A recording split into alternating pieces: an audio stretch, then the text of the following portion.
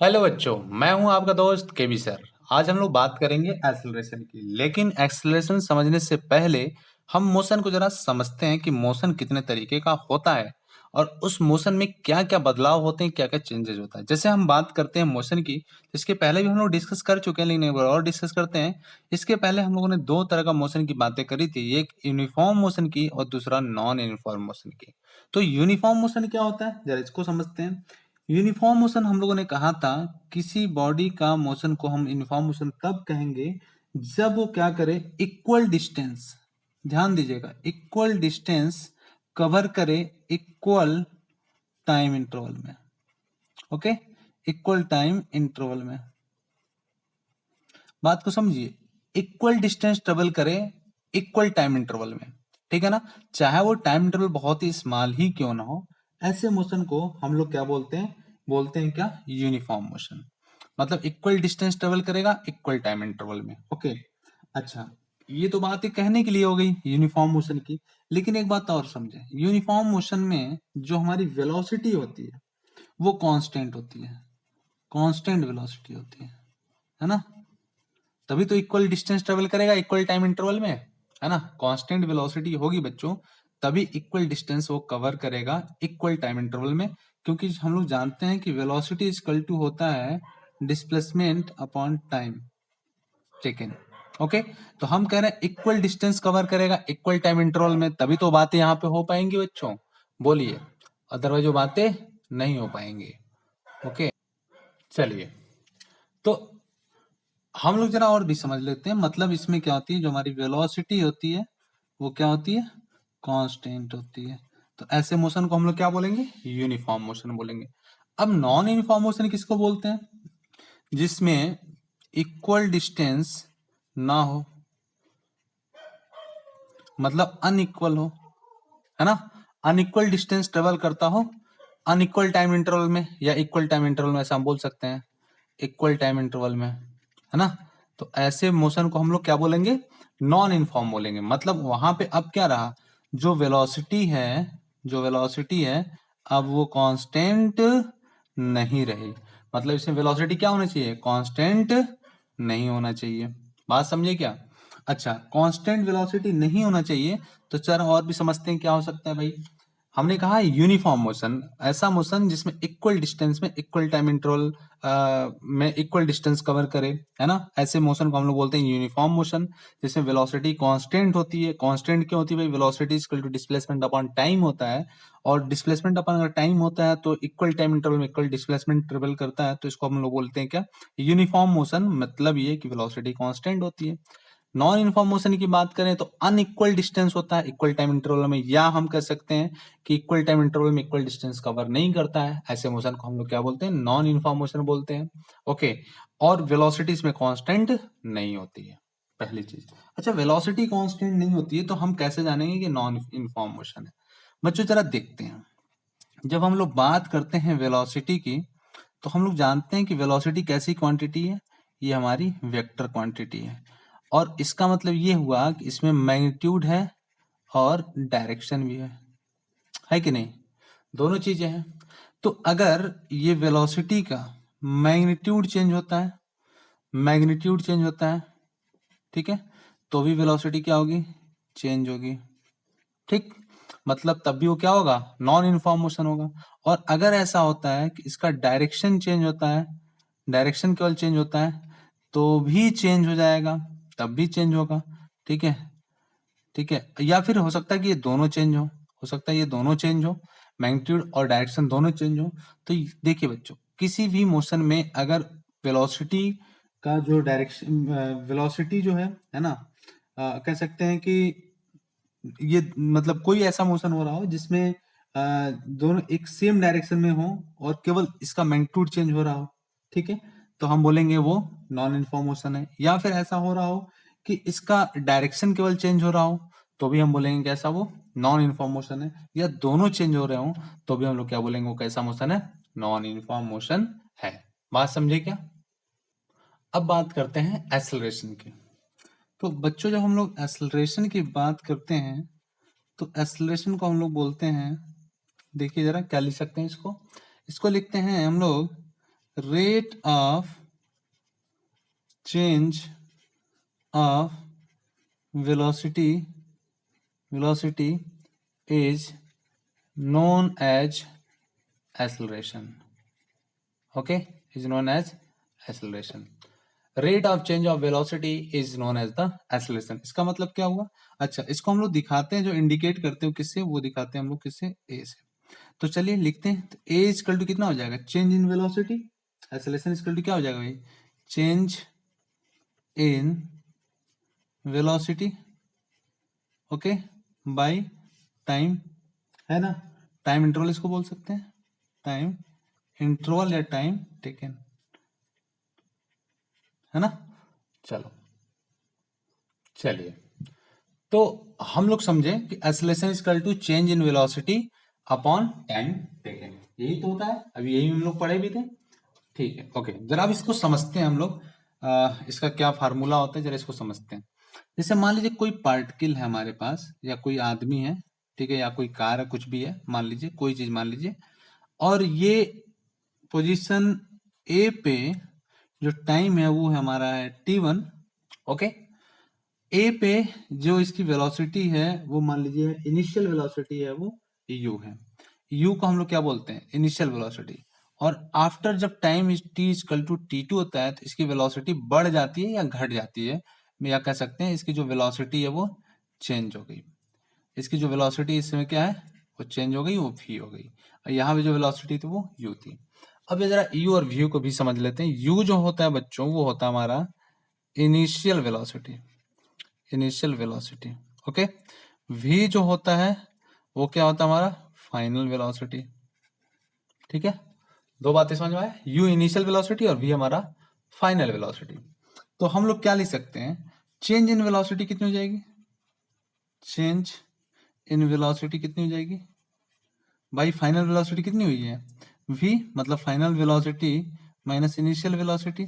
तो final velocity कितना है भाई, v है, इनिशियल वेलोसिटी कितनी है, u है। तो ये हमारा चेंज इन वेलोसिटी हो गया। अब हम टाइम इंटरवल की बात करें, टाइम इंटरवल की बात करें, तो वो कितना हो जाएगा, वो देखिए कितना हो जाएगा। फाइनल टाइम कितना दे रखा, t2, इनिशियल कहाँ पे था, t1 पे था। तो इसको मैं दे दे रहा हूँ टाइम t, t इसका नाम दे दे रहा हूँ। तो अब मैं एक्सेलरेशन को क्या लिख सकता हूँ बताइए। अब मैं एक्सेलरेशन को लिख सकता हूँ a equal to change in time v minus u by t. तो ये आपका आ गया एक्सेलरेशन का फार्मूला। ठीक बात समझ में आया। चलिए, तो अब थोड़ा और भी समझते हैं इसको, इसकी जरा यूनिट कैसे निकालते हैं, इसको जरा हम लोग समझ लेते हैं, है ना। लेकिन यूनिट समझने से पहले एक चीज समझते हैं कि कब हमारा जो एक्सेलरेशन होगा वो पॉजिटिव होगा और कब नेगेटिव। चलिए, जब v ग्रेटर होगा u से, मतलब फाइनल वेलोसिटी इनिशियल वेलोसिटी से ज्यादा होगा, तो बॉडी हमारी एक्सेलरेट होगी, या आप कह सकते हैं a की जो वैल्यू आएगा वो पॉजिटिव होगा, या इसको हम लोग बोलते हैं एक्सेलरेटेड मोशन, ठीक है ना, एक्सेलरेटेड मोशन। ठीक, दूसरी बात, अगर v की वैल्यू कम होगी u से, मतलब लेस देन होगा u, तो a की वैल्यू जो आएगी वो नेगेटिव आएगी, और इसको हम लोग बोलते हैं डी एक्सेलरेटेड, या रिटार्डेशन भी बोलते हैं, और रिटार्डेड मोशन भी बोलते हैं, रिटार्डेड मोशन भी बोलते हैं। ओके, बात समझ में आया। और अगर मान लीजिए ऐसा हो जाए, तीसरा केस, कि v इक्वल टू यू के इक्वल हो जाए, तो a की वैल्यू 0 हो जाएगा, और यहाँ पे एक्सेलरेशन की वैल्यू कितनी हो जाएगी, 0 हो जाएगी। ठीक है ना, बात समझ में आया। अब यहाँ पे एक्सेलरेशन की वैल्यू कितनी हो जाएगी, 0 हो जाएगी। ठीक है बच्चों, चलो अब जरा हम लोग थोड़ी इसकी बात कर लें कि इसकी यूनिट कितनी होती है। तो एक्सेलरेशन की यूनिट की बात करें, तो एक्सेलरेशन इक्वल टू क्या, चेंज इन वेलोसिटी था, यानी v minus u by t.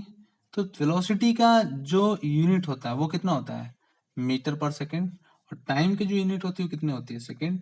तो मैं क्या लिख सकता हूँ, मैं लिख सकता हूँ metre by second into second, या मीटर पर सेकेंड स्क्वायर, ऐसा लिख सकते हैं। तो एक्सेलरेशन की जो यूनिट हुई, एक्सेलरेशन की जो यूनिट हुई वो कितनी हो गई, मीटर पर सेकेंड स्क्वायर। और यह कैसी क्वांटिटी है, यह एक वेक्टर क्वांटिटी है, एक्सेलरेशन कैसी क्वांटिटी बच्चों? एक्सेलरेशन एक वेक्टर क्वांटिटी है, ठीक है ना? बात समझ में आया? एक ऐसी क्वांटिटी है, वेक्टर क्वांटिटी है, ठीक बात। चलिए, और इसकी अगर हम डायमेंशनल फार्मूला लिखना चाहें तो क्या लिखेंगे हम लोग? यहाँ पे लिख देता हूँ मैं डायमेंशनल फार्मूला। अब जब जाएंगे क्लास 11th में तो पढ़ेंगे, लेकिन फिलहाल हम लोग समझ लेते हैं क्योंकि बेसिक बातें हम लोग समझ चुके थे, ठीक है? इसकी डायमेंशनल फार्मूला कितना होगा जरा समझते हैं। डायमेंशनल फार्मूला कितना होगा? मीटर पर सेकंड स्क्वायर है बच्चों। तो मीटर को हम लोग किस में दिखाते हैं? लेंथ से, ठीक है? और टाइम को हम लोग किससे दिखाते हैं? टी से, है ना? चलिए तो मतलब एस को हम किससे दिखाएंगे? टी से। तो इसमें हम लोग लिख लें, क्या लिखेंगे हम लोग? इसको लिख सकते हैं मीटर सेकेंड पावर -2, और डायमेंशनल फार्मूला की बात करें तो लिख सकते हैं एल टी पे पावर -2।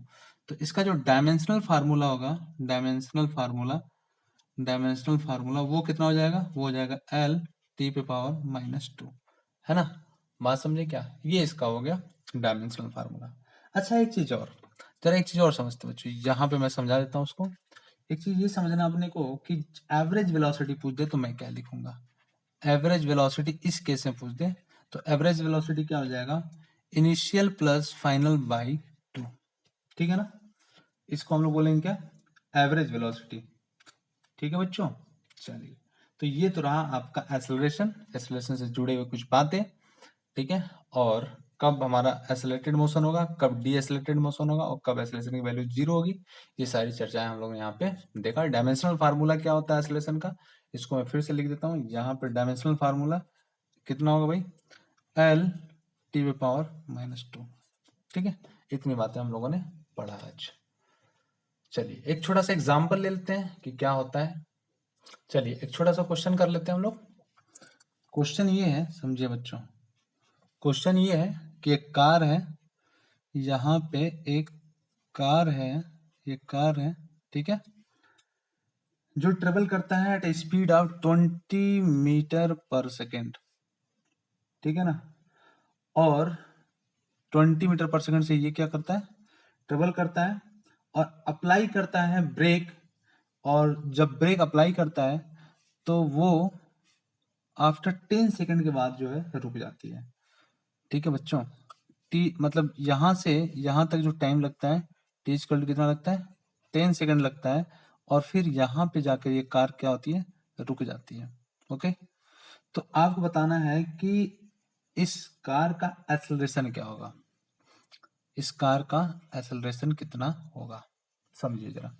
ये कार पहले कितने से चल रहा था? 20 मीटर पर सेकंड से, फाइनली जाकर रुक गया है, रेस्ट पे आ गया, एट रेस्ट। तो जब रेस्ट पे आ गया तो फाइनल वेलोसिटी कितनी हो गई? 0, और ये रही आपकी इनिशियल वेलोसिटी 20 मीटर पर सेकंड। टाइम कितना लगा? 10 सेकंड। तो एक्सेलरेशन का फार्मूला क्या हम लोगों ने पढ़ा? एक्सेलरेशन इज इक्वल टू, हम लोगों ने पढ़ा v minus u by T, और v की वैल्यू कितना? 0, माइनस यू की वैल्यू कितनी? 20 बाई टी की वैल्यू कितनी? 10 सेकेंड।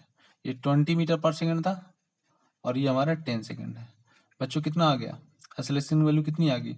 -20/10, या कह सकते हो -2 मीटर पर सेकेंड स्क्वायर। तो माइनस साइन क्या बता रहा है? हम लोगों ने देखा था, अभी पढ़ा भी था, कि जब u ग्रेटर होता है v से, जब u ग्रेटर होता है v से, तो ऐसे जो मोशंस होते हैं वो क्या होते हैं? रिटार्डेड मोशन होते हैं, रिटार्डेड मोशन या डीएसलेटेड मोशन इसको हम लोग बोलते हैं। तो यहाँ पे एक रिटार्डेड मोशन हो रहा है ना, तभी तो गाड़ी रुक रही है, अदरवाइज गाड़ी जो है तेजी से जाती। लेकिन यहाँ पे इसकी एक्सेलरेशन क्या हो रहा है? डिक्रीज कर रहा है, रिटार्ड हो रहा है, ठीक है, डीएसलरेट हो रहा है। तो इसका रिटार्डेड मोशन या कह सकते हैं डीएसलेशन कितना हुआ? -2 मीटर पर सेकेंड स्क्वायर हुआ। बात समझ में क्या? ओके, चलिए अब दूसरी बात करते हैं कि अगर यही कार, दूसरा क्वेश्चन करते हैं बच्चों। मान लिया कि यहाँ पे इस बार साइकिल ले लेते हैं, ठीक है, ये साइकिल है, और ये साइकिल जो है ट्रेवल करता है with the speed of 2 metre per second, ठीक है, और इसकी स्पीड जो होती है वो इंक्रीज कर जाती है, इसकी स्पीड जो है वो इंक्रीज कर जाती है कितने पे? 10 मीटर पर सेकेंड पे, कितने टाइम इंटरवल में, यहां से लेकर यहाँ जो टाइम इंटरवल है वो 4 सेकंड है। तो बताइए कि इस कार का चाहे इस साइकिल का एक्सेलरेशन कितना होगा। तो बच्चों इस केस में क्या होगा, देखिए जरा v, अच्छा जरा लिख लेते हैं, u कितना है 2 मीटर पर सेकेंड और v कितना है 10 मीटर पर सेकेंड। मतलब ये v is greater than u, मतलब क्या होगा, a पॉजिटिव होगा, और a पॉजिटिव होने का मतलब क्या, एक्सेलरेटेड मोशन होगा। मतलब मोशन कैसा होगा बच्चों, एक्सेलरेटेड मोशन होगा। ठीक है ना। तो अब मैं क्या लिख सकता हूं, हम लोगों ने फार्मूला जो पढ़ा था, लिखें जरा, a equal to v minus u by t, यही था। तो हम रख दे a इक्वल टू वी की वैल्यू कितनी 10 माइनस यू की वैल्यू कितना 2, टी की वैल्यू कितना 4 सेकेंड। तो कितना आया ये 8/4, मतलब कितना 2 मीटर पर सेकेंड स्क्वायर। बात समझ में आया क्या। तो ये हो गया आपका दूसरा क्वेश्चन। चलिए बच्चों आज यहीं तक करते हैं, कल फिर से जो है कुछ क्वेश्चन के साथ हम लोग आएंगे। इसको नोट कर लीजिए, लिख लीजिए और याद कर लीजिए। धन्यवाद।